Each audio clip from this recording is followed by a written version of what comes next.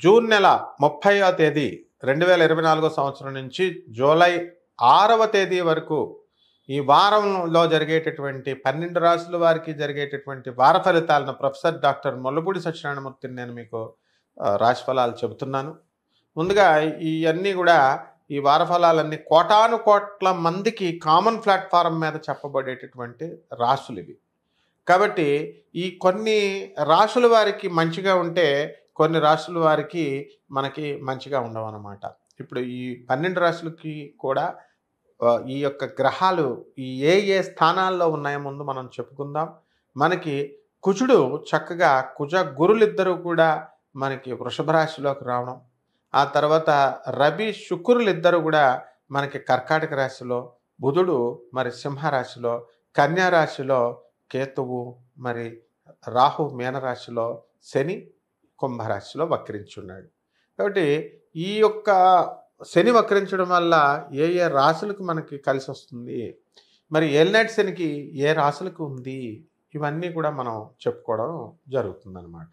కన్యా రాశి, ఈ కన్యా రాశి వారికి ఈ వారం చాలా అద్భుతంగా ఉంది. భాగ్యంలో ఉన్నటువంటి గురుగ్రహ ప్రభావం వలన మీకు అనేకమైనటువంటి లాభాలు కలుగుతాయి.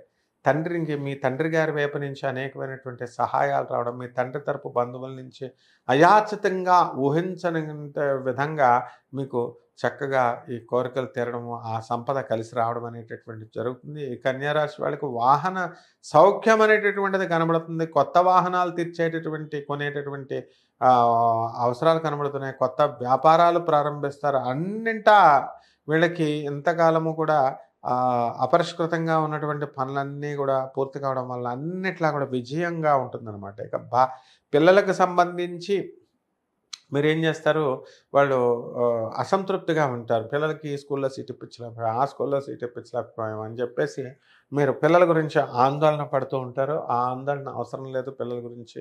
మరి భర్త చేసేటటువంటి భార్యాభర్తల మధ్య కన్యా రాశిలో ఉన్నటువంటి గొడవలన్నీ కూడా కొద్ది కాలంగా స్తబ్దంగా ఉన్నటువంటిది కొంచెం అయిపోవడానికి అవకాశాలు ఉన్నాయి, మంచిగా మారడానికి అవకాశాలు ఉన్నాయి. ఫస్ట్ మీ యాటిట్యూడ్ చేంజ్, మీరు కన్నింగ్గా ఉండడం వల్లే ఈ సమస్యలన్నీ వచ్చినాయి అనేటటువంటి విషయాన్ని మిమ్మల్ని అంగీకరించమంటే అంగీకరించరు, కానీ ఇది వాస్తవం అనమాట.